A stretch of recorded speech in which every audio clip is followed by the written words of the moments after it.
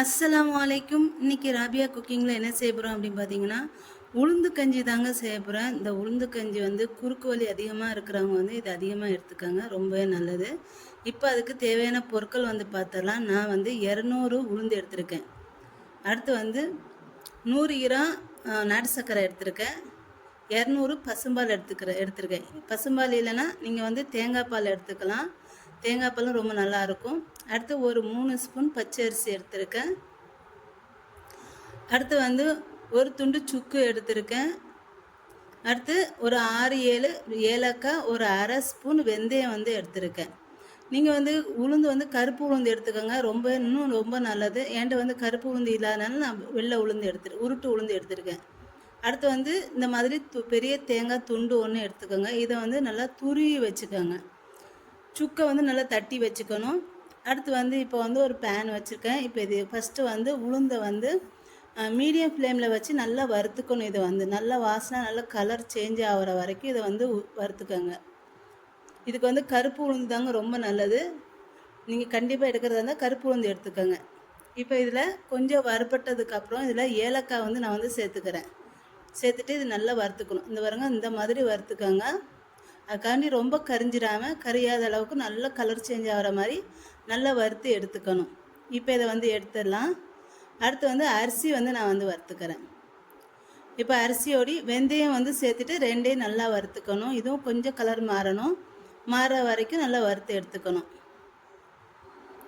இப்போ வெந்தயம் சேர்த்துட்டு ரெண்டையும் சேர்த்து இப்போ வறுக்கணும்.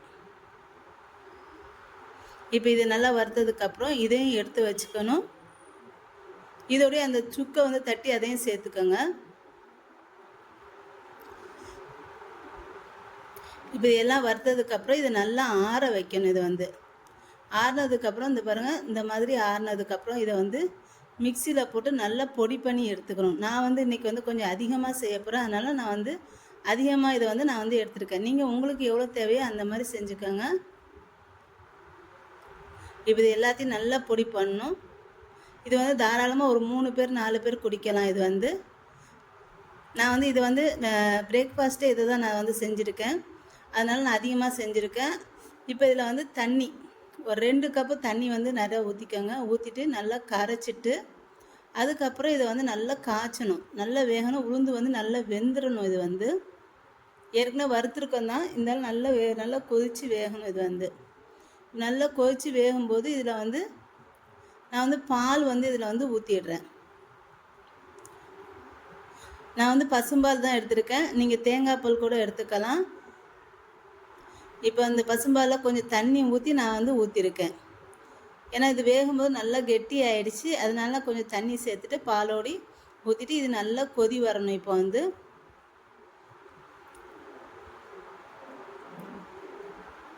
இப்போ நல்லா கொதித்ததுக்கப்புறம் இதில் வந்து நாட்டு சர்க்கரை வந்து சேர்த்துக்கலாம். இது வந்து இவ்வளோ தண்ணியாக இருக்கிறதெல்லாம் பார்க்கணும். இது போக போக நல்லா வந்து இது வந்து இறுகிடும். இது வந்து இப்போ நாட்டு சர்க்கரை வந்து சேர்த்துக்கிறேன். நான் வந்து நாட்டு சர்க்கரை நான் வந்து கம்மியாக தான் கொஞ்சம் சேர்த்துருக்கேன், ஏன்னா கொஞ்சம் இனிப்பு கம்மியாக சேர்த்துருக்கேன். நீங்கள் உங்களுக்கு எவ்வளோ வேணுமோ சேர்த்துக்கலாம்.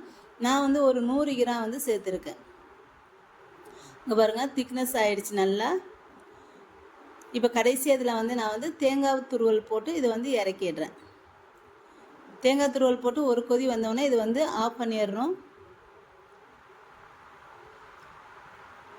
பாருங்க, இது இன்னும் ஆறுனதுக்கப்புறம் இன்னும் நல்லா கொஞ்சம் இறுகிடும். இது சாப்பிட்றதுக்கு ரொம்ப நல்லாயிருக்கும், குடிக்கிறதுக்கு. அவ்வளோதாங்க, உளுந்து கஞ்சி வந்து பாயாசம் கஞ்சி எதுனாலும் வந்து ரெடி ஆயிடுச்சு. இந்த வீடியோ உங்களுக்கு பிடிச்சிருந்தா லைக் அண்ட் கமெண்ட் ஷேர் பண்ணிக்கோங்க. என்னோடய சேனலை மறக்காமல் சப்ஸ்கிரைப் பண்ணிக்கோங்க.